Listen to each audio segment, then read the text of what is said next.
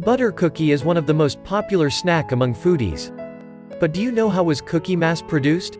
Today we are going to talk about cookie production in industry. Take for instance, Danish butter cookie is the most famous brand in the world. They have different shape of cookie. In industry, those cookies were produced by the cookie machines and with different design cookie nozzles and some time with different motion in order to get the desired shape.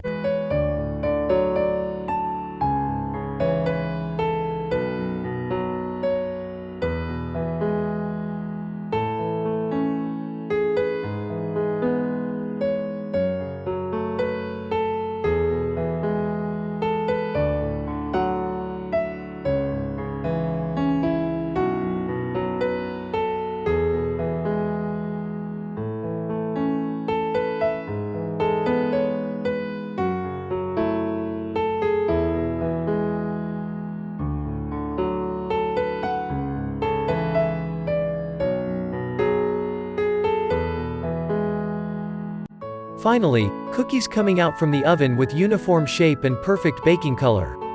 Now do you know how cookie produced in factory? And could you share with us what kind of cookie is your favorite? Leave your message and let's find more yummy cookies.